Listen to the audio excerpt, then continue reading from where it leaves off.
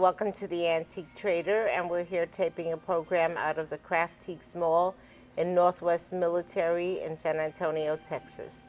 And today we have Jeff. And your last name, Jeff? Last name is Kreisel.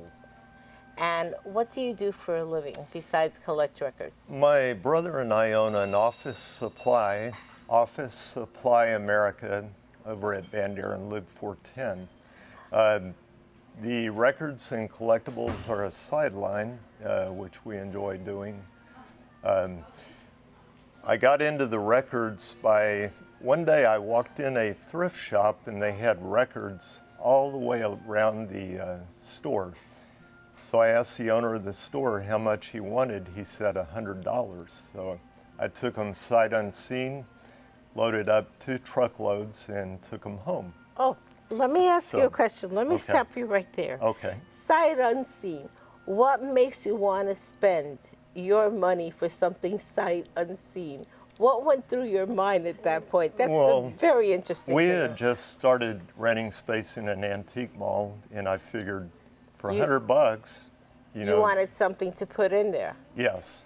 So we just put them all in there, and they remained there for over a year. We sold about 160 out of maybe 5,000 records in a year. That's a lot of records. So we realized they were not popular. They were classical music, and from there we donated them and went on and found ones that were more popular.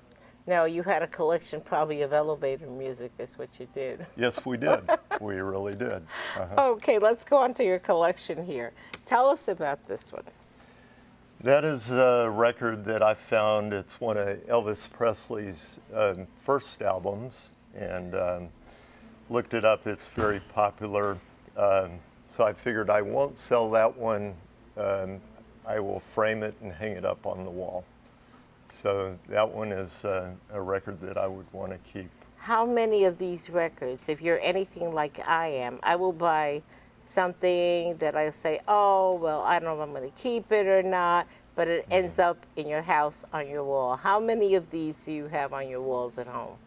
Probably only about 2 or 3, actually. Not just of Elvis, but of all the other artists. All of the other ones, actually, not a whole lot, because I would rather put them in my shop, but that was a very popular one. You just couldn't part with this I couldn't picture. part with that one. It would break your heart.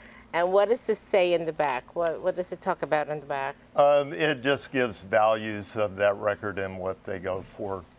So you actually do your research, you do your homework before you put them out? I do. Okay, Yes. let's look at some of the others. Okay. What else do you have? This is another very popular album by Pink Floyd, Dark Side of the Moon. Okay. Comes with a poster in there. Ooh, let's take a peek at the poster, can we? Sure. And that one is in high demand, so it probably will not last very long. So That's one of the posters included in there. And then that's the one that I wanted to see. these are some of the members of the band. Okay. Here. So That's a lovely poster. So, is this one of the most popular sales that you have, Pink Floyd? This is one that people are asking for a lot, and I don't find too many of them. So that one will probably not be there very long. And I see that your records are in mint condition.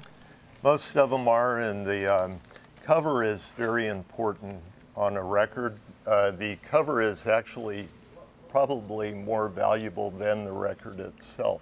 Do we all recognize this at home? Yes. How many of us? How many of us? So where did you find this one? Because I know these are particularly hard to find. Estate sales is where I normally find these records. Wow, now Yes. I've got your secret. Yes. But I have my first Beatle album, and yeah, it's here to stay. Okay. You didn't realize at that time when we were growing up with the Beatles There's that they quite were a few going Beatles records. I had a lot more, but they do sell very fast. to... Wow. Beautiful. And let's There's see another what. one here. Revolver. Yep. That's a beautiful cover. I love that cover. There's another one. This one has blue vinyl, so it's a little bit pricier than the normal Oh, can vinyl. we see the Sure. even? That's And nice. that is a 2-record set right there. Very, very nice. Mm-hmm. Okay. Some more Beatles, Let's see. We're going through all the Beatles here. and then one of the Beatles by himself, Ringo.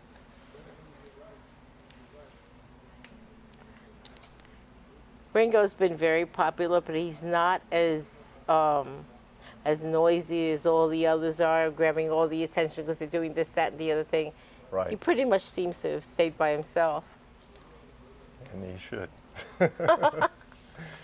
He's too funny. There's another Beatles record from Okay. 1965. Very This popular, this one should have been named "It Always Rains in England." and it does, yes. My mother's from England. Really? Yes, so There we go. Crimson and Clover, Oh, another one that was popular. My brother loved that song, and Tommy James and the yes, Shondells. yes. And Jefferson Starship. Look at it's this. kind of a show and tell. I have so many records here. No, but we're enjoying this. A lot of people haven't seen these for ages. Yes. And if they have them, they're put away up in the attic and they can't find them. Well, yes. That's usually where they that's end where up. they usually are. Okay, let's go And, here. See what else you have. Oh, the monkeys. that All was right. that was from our childhood. Yes, very much. I was very much a child. Here we go, the monkeys again. Yeah, and how we've changed. They've changed an awful lot too. Yes. Okay, let's go through these really, really quick. Okay. Meet the monkeys. They bring back a lot of memories. Yes, for they a lot do. of people, and a lot of people don't even play them when they Kiss. buy them. They will buy them and just hang on to them or hang them up on the wall. I used to love their faces. Yeah, They're amazing. there's another one. There. I would never have patience to put on all that makeup. Look at that. That's great. But look at their shoes. They could walk on water. They have big feet. Yes, yes. And Oh, Aerosmith, my favorite. I still have some of these. do you? Okay. Yep. We're pretty much So- playing show and tell here. Right now we're But doing these- the show and tell. But the thing is, you'll never get to see these in a lifetime all together in one bunch. I'll tell you that much. You would have to go around and hunt for whatever you want to see. Right. And if you find them, you'd be very fortunate, very lucky. Beach Boys, very Endless popular summer. group. Okay, let's see what's in here. Is there? That is a 2-record set. And what year would you say this is? That's in the 70s. And there's usually a date somewhere on the album. Might need a magnifying glass to read it. Yeah, at our But, age, yes, I'm sure. No, that's okay. The Cars was another Ah. popular one. Yeah, that's a real vintage setting right there. Shake It Up. Cute. Yep. Yep. Joe Crocker's one of my favorite. Let's take Mm-hmm. a look at that. Okay. Let's see here. Nice. Mad Dogs and Englishmen. This is very nice. I like the way they did this. There's another one that's quite an old album from the 60s. Anagata Davida. It was their popular song by Iron Butterfly. And look at I'm looking at the retail prices here, what they used to sell for. And I can't believe that the 45s used to sell for what, 15 cents a record or something like Yes. that. And now if you go buy a 45, it's like, Not that price anymore. no, not anymore. Things have changed Yes. now. Okay, Spirit, Porvy and the Raiders, yes. That's another oldie, I remember but this. very popular. Yes, I Yes. remember that. And we And keep here. stacking them up here. That's John Lennon.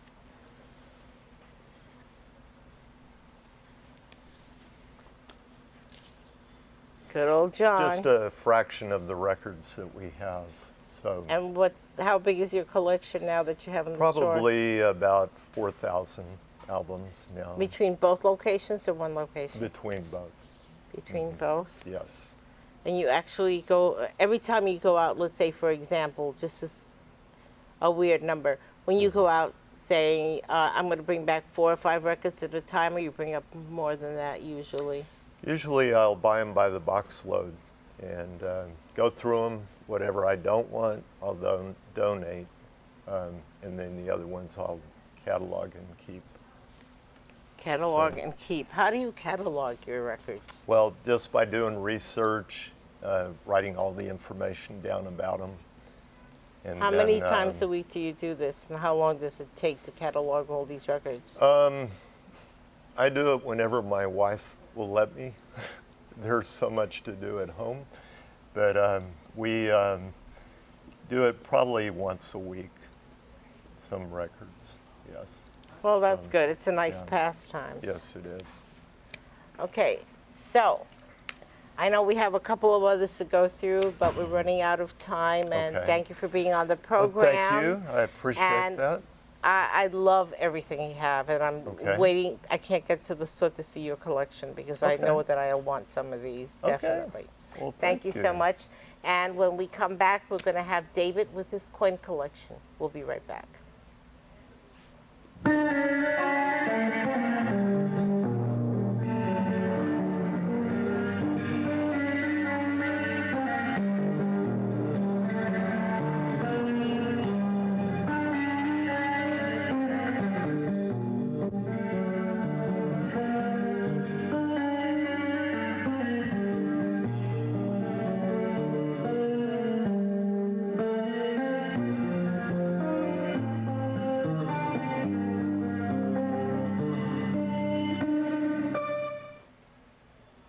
Hi, and we're back with the Antique Trader, and we're here at the Craftiques Mall in San Antonio, Texas.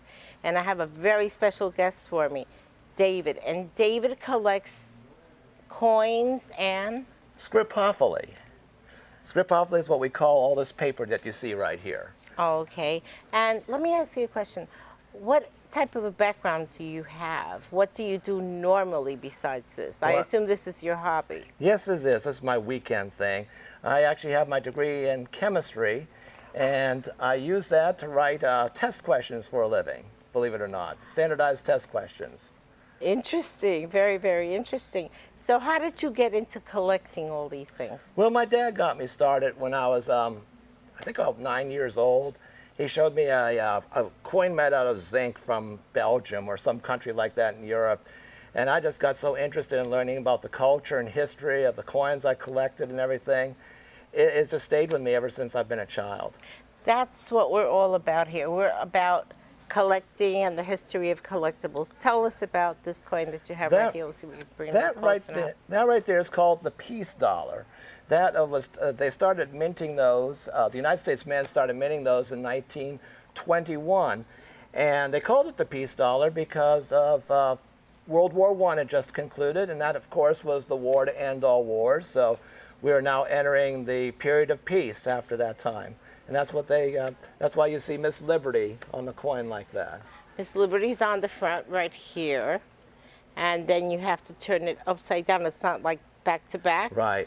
Upside down, so you can see the eagle on the back. And you can see that the eagle has olive leaves if you look on there real carefully. Let's see if Which we can indicates bring a peace. real close up there, so see we can see the olive leaves. Okay. And Now this that one here. preceded the peace dollar. It's called the Morgan dollar. And there's kind of an interesting history behind that. The silver mining concerns heavily lobbied the federal government to go ahead and buy silver from them. So the federal government said, what are we going to do with this silver? So they came up with the idea of minting silver dollars for domestic consumption. Before that time, they only made trade dollars, which they used in China. Okay, let's flip it over to the back again. And that's from, I believe, the 1880s. Yes, it is. And these are silver coins. We don't really have silver coins for circulation now, but up until about 1964, the coins that you had in your pocket were made out of 90% silver. But nowadays, they're just made out of regular copper nickel. That's crazy. And how about our copper pennies? They're not copper anymore. Well, they're made out of zinc with a little bit of copper coating on them. Okay, let's talk about this Now, here. this is what I really like right here. This really talks about the history of Texas. This is a warranty note. This was issued by the state of Texas during the Civil War. They would pay people for their services by issuing this note to them, and of course it became part of the currency that was spent here in Texas. So how old is this one? That's from 1862, I believe. If you look on there, I think that the date is 1862, he is correct. And if you'll notice, George Washington is on there because Texas was part of the Confederate States of America at that time. And they too, just like the United States, saw George Washington as one of their founders. So where did you find this particular one? Oh, I like going online, looking at auctions, stuff like that. And I love finding undervalued stuff that people don't recognize. And so I'm always constantly looking for a bargain. Oh, okay. Let's see that one Now right this there. way, yes. Right there, that is a Texas that's a Confederate $10 note. I believe that was issued in 1864, and that shows Robert M.T. Hunter on there. If you look at the picture right there of the gentleman, he was actually the Secretary of State for the Confederate States of America and later a Confederate senator. And so they have his picture on there, and of course you have the Civil War motif on there with the battery being drawn by the horses, which I think is to me it is the typical note of the Confederacy. This really speaks. I see you're a very passionate collector because you know all your dates. Oh, and the details, proper let's order. make it fun. Okay. What else do you have for me? Well, I'm going to show you some of the Confederate bonds right here. As you can see, this one right here, one of the coupons is just hanging by a thread there. But if you look at that, that is a $1,000 bond issued by the Confederate States. And it features their beloved hero, Thomas Jonathan Stonewall Jackson. And he was on that. And the thing about these is the Confederacy didn't have gold and silver, really, to pay for things. They had to issue paper. So they mainly financed the war by issuing paper currency and also these bonds. And if you think about it, $1,000 was a lot of money back Is in those this days. the original paper? This is the original bond right here. Original paper, everything. It's the authentic thing. So if I were to find one of these, how could I tell that it's the original thing? Well, one of the things I look for whenever I'm looking at old documents is I always look at the signature right there. If you notice there, you actually see a little bit of fading, and also you'll notice that the ink is turning a bit of a brown color. Is that an original signature, would you say? I would professionally say that that's a original signature. And the reason why is the old ink had a lot of iron in it. So over time, if the document is really 150 years old, the ink is actually going to oxidize. I guess rust, if you could say. And that's what causes it to get that brownish color. And it's very difficult to counterfeit that way. I see some kind of a red stamp here. Yes, right here. In the back corner. What is that? They did put a seal on that. When people went to redeem the coupons and to go ahead and get their interest payment on that, they would get their bond stamped. So in other words, if I came in to redeem this particular one, Yes. they would stamp it once? Yes, I think it's a stamp at once, and then you'd redeem the coupon and get your $35 as it says And then right the here. second one? they would stamp it again? I believe so. I think that maybe just stamped once. I'm not sure when the stamp was made, but it was to authenticate the document, basically. Okay, so that one was to authenticate the document. Yeah. And if you, every time you redeemed, it was like getting stamps for whatever you Well, purchased or points? It was just like a CD. You know, every 6 months you would get an interest payment. Okay. And you would have that. Let's put that right down there. And this is one of the prettiest bonds, I think, right here. And that's also from the Confederate States of America. That is handsome. And- Original signatures also? Oh, absolutely, yes. And if you look at that right there, I just love how they signed the documents back then. It was very beautiful, fluid handwriting. Now, how many of these were they allowed to put out? Well, generally, Excuse me. they only put out a few thousand. I think the maximum This number. one says number 5,993. So Right. this is one of those That's right. 5,000? Probably around. They probably put about 15,000. Anywhere from 6 to 15, maybe 50,000 for some of the more common ones, which is why I really like these because they're so much rarer than coins. And I see that there's 2 coupons missing here, but I don't see any stamps on the back. No stamp on the back on that one. Ah, but it says here, it has 5,993, and then it says a $50 sign. So probably one of these, they were worth 25 a piece, Now, if you and look- that's how well- they redeemed them? If you look at that, I always look at the date on the coupons right here. And sometimes what happens is you have a couple of coupons missing because the coupons were redeemed. But then later on, when the Civil War was over, you know, when Lee surrendered Appomattox, they couldn't redeem those coupons anymore because the Confederate government was defunct, basically. So you basically were left with a lot of paper and no money. Oh, okay, got you. This one looks interesting. What is this? Okay, well, let's see. This one right here is what I really like. It's got so much history. Well, if you're in Texas, you probably heard of Spindletop. That was the great oil discovery here in eastern Texas. And this was another oil discovery or oil field that was discovered right after that. And this is a stock certificate that was issued for 100 shares at $1 each to a lady, well, I don't know, I guess we can't mention names on the air, No. but I'll just say her name, you know, she actually spent some money to get this, and I think she probably did pretty well if that gushed in like Spindletop.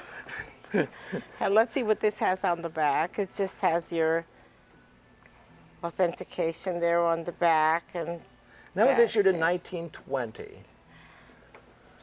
how interesting. Okay, and here we have, I'm going to take this and you take that. okay. But this is starting to look like real money now. Yeah, right? It's all green. Yeah, it's all green and it has the feel of money. I have to hold this one up like this. Yes. And here are the coupons that go with it, actually. And I love the artwork on that. As a matter of fact, I think it's beautiful. you mentioned the fact it looked like money, and it was actually designed to look like money because you would have these steel engravers who made currency for the government doing these bonds and stocks and bonds for these different companies to make them look like they're really valuable. And so people would buy the But stocks. the actuality is that if you feel the paper, it actually feels like the money we have nowadays. Right, right. And I love the coupons here. They actually have a little train vignette on here. The little pictures are They're called beautiful. vignettes. So this is a part of our Texas history. Obviously, this railroad didn't last for very long. Most people haven't heard of the Springvale. Was there something torn off here that I see this? No, actually, that was actually like that. They always like to make scalloped marks like that to give it kind of a look of authenticity. Okay. So that is lovely. Yeah. And over here it had more. I guess they must have redeemed some of them. Yes, they did. And of course, the And company how went out did of they redeem business. them? And And this is what the backside looks like. this is all the coupons that are left. Yeah. So the person probably lost Handsome money on that. looking. Very, very nice. And that's- what else do we have And I here? saved my best for last right here. People always ask me, what is the oldest piece of paper you have? And that right now is presently one of my oldest pieces. That is actually an actual note or banknote from North Carolina from 1771. So that's actually a colonial note right there. Wow. So George Washington might have actually Impressive. held that in his Impressive. hand, you know? Very, very impressive. This is beautiful. Well, I'd like to thank you for being on the program, you. and I hope to see you again. Well, I and appreciate you it. folks at home, I hope you've enjoyed everything we've showed you, and we'll be back with the Antique Trader. Have a pleasant evening and keep on collecting. Remember that history is in the heart of the collector.